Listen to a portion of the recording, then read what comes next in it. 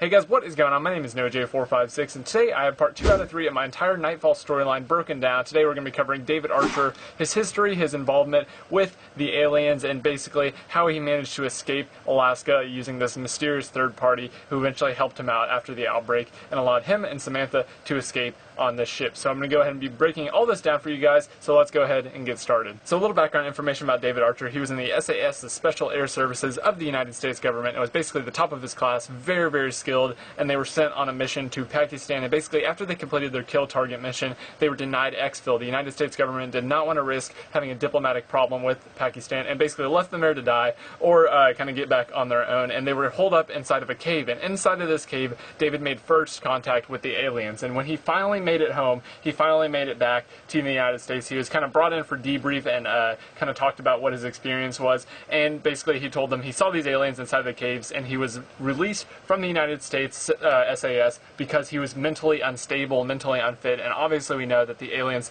ended up being real, as everyone else found out in Colorado. But basically, General Castle had worked with him in the war. I'm not sure what the significance of General Castle is. His name is mentioned, and he is the one who commentates over Dr. Samantha Cross's and Captain David Archer's files. So General Castle is kind of the guy who was after David Archer and after Samantha, trying to get Samantha back and trying to stop David Archer from whatever he is doing. But General Castle is this kind of guy from the United States who is working against them. So keeping David's background in mind, basically the storyline starts off with the intels whenever he's talking to this mysterious third party. It does not ever mention who they are. It's always a shady figure with kind of a blurred out voice, so you can't really hear who it is. But basically he's talking to this third party and he's making weapons for them. As you can see, the Venom X is what he was making for them, and he basically told them, I will trade you all these weapons and this information for basically a ship and a crew who will do whatever I say. Everything is going according to plan. David repeatedly turns down millions and millions of dollars in exchange for these Venom X guns, and he basically is just telling them, I want my ship and my crew, and then you can have these weapons. And basically the third party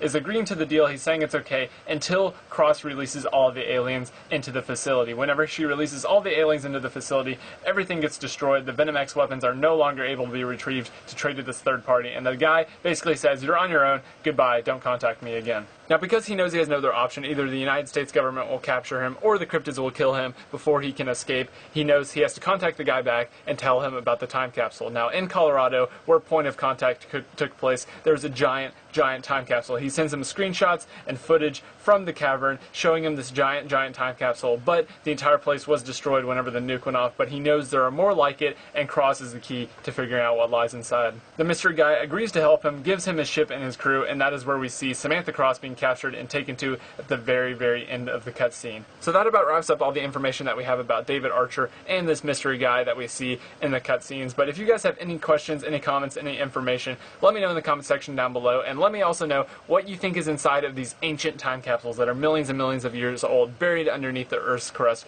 Let me know what you think is inside of them, what kind of secrets they hold, and if you have not already, be sure you subscribe for the last episode, which will be coming out next Sunday until the DLC comes out for the second episode. So I'm really excited to share all this with you guys, and really excited to see what the storyline holds. So if you guys did enjoy, be sure to leave a like. I will see you guys in the next video, and bye-bye.